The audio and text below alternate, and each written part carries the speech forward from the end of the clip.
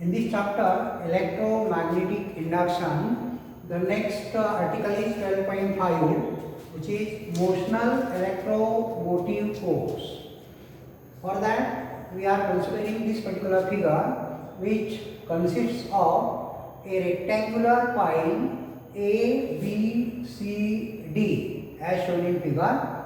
Here, the side CD is a sliding one. Without friction, it can move along the length of the rectangular pile. Here, L is the length of the rectangular pile, the distance AD is L here. V represents the velocity with which this side BC can be pulled towards right. Here, this positive sign represents the magnetic field and it is directed into the plane of the paper or into the plane of the board. Here, the distance between these two positive signs and these two is similar. That means this is a uniform magnetic field. We are considering a uniform magnetic field, a constant magnetic field. All positive signs are equidistant. And this field is directed into the plane of the paper. Here, the direction of this induced EMF is also represented.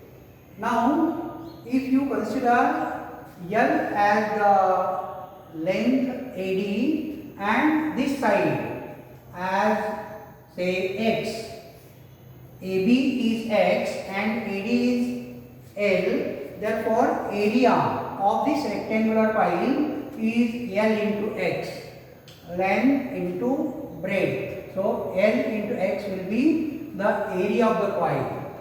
Now, the magnetic flux in this case is given by this equation phi magnetic flux, which is the magnitude of magnetic field into area.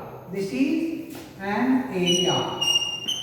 BA or BDA, but DA is L into X, which is substituted here.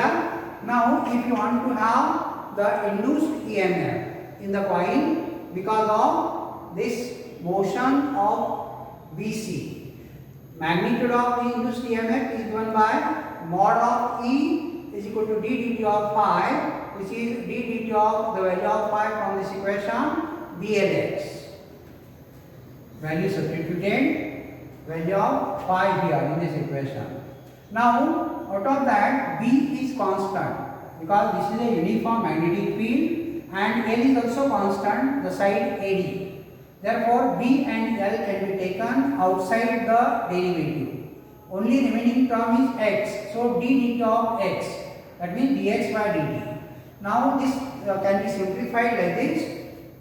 Mod of E, magnitude of induced EMF, B, L and V, where V is the velocity with which the side BC can be moved outward, which is the velocity and it is given by the equation dx by dt. Rate of change of displacement is velocity.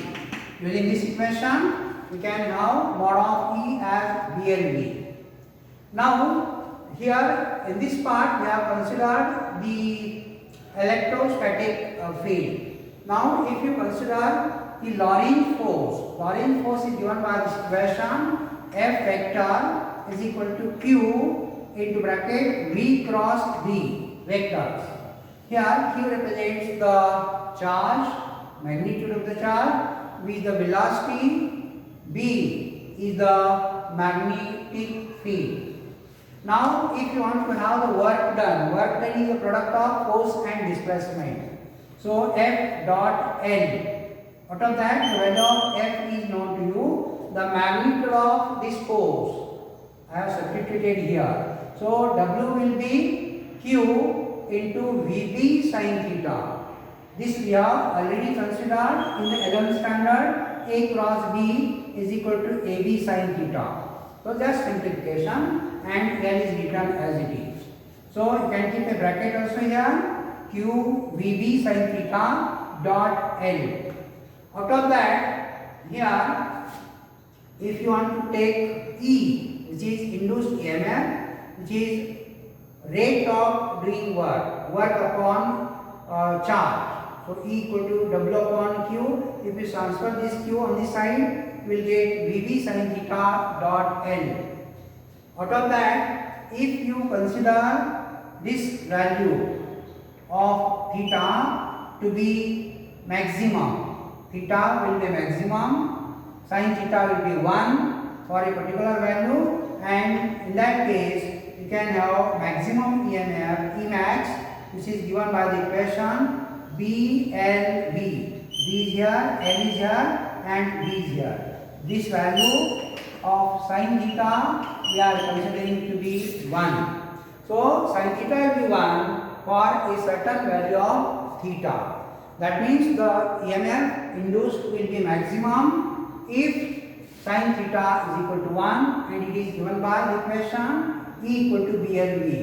The equation number 1 and 3, they are same, which indicate that the electric and magnetic concepts are identical.